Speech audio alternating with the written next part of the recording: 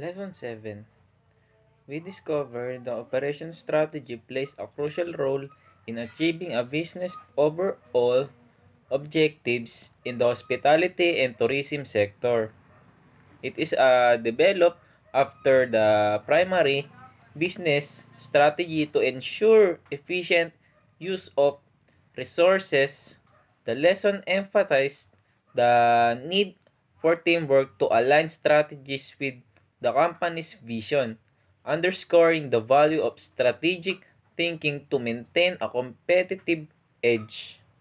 In summary, we learn how long-term planning is linked to day-to-day operations for sustained success. Lesson 8, we studied quality management in the hospitality industry and its role in maintaining consistent excellence. The lesson emphasized a significance of having a quality policy and developing plans for quality control, assurance, and improvement. We observe how these elements work together to enhance guest satisfaction and operational efficiency. It also demonstrated why upholding high standards is essential for success in a competitive market. Overall, the lesson underscored the importance of quality management in the hospitality sector. Lesson 9. We learned that effective managers use budgets strategically to achieve both personal and departmental goals. The lesson outlined the three main stages of budgeting, preparation, creation, and monitoring. Each stage was explained in detail to show how they contribute to developing accurate and practical budgets. We also understood the importance of clear communication of budget requirements. Overall, the lesson provided us with useful tools to enhance budgeting and boost efficiency within an organization. Lesson 10.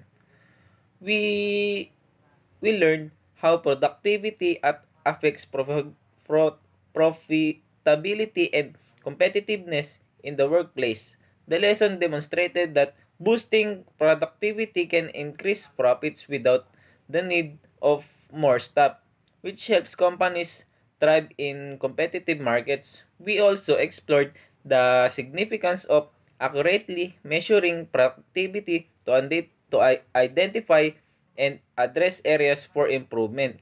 This emphasizes how data can support leaders in enhancing team performance. Overall, the lesson provided valuable insights into improving efficiency and achieving long-term business success. We learn for lesson 11, we learn how productivity affects profitability and competitiveness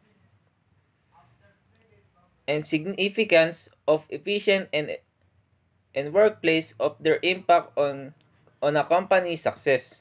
The lesson emphasized that managing people, facilities, and materials is crucial for maintaining quality. We explored how these factors affect the quality of company output and align with the strategy. The lesson also underscored the importance of reviewing the conversation process to ensure optimal use of resources. Overall, it offered valuable insight into enhancing operation to improve quality and performance.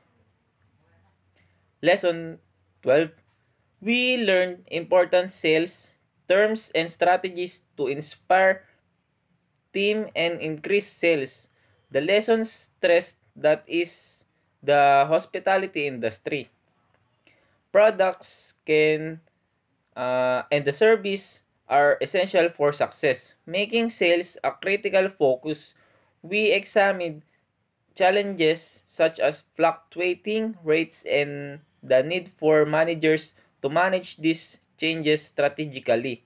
By understanding these factors, managers can enhance profitability and maintain team motivation. Overall, the lesson offered practical insights for managing sales in the ever-changing hospitality industry.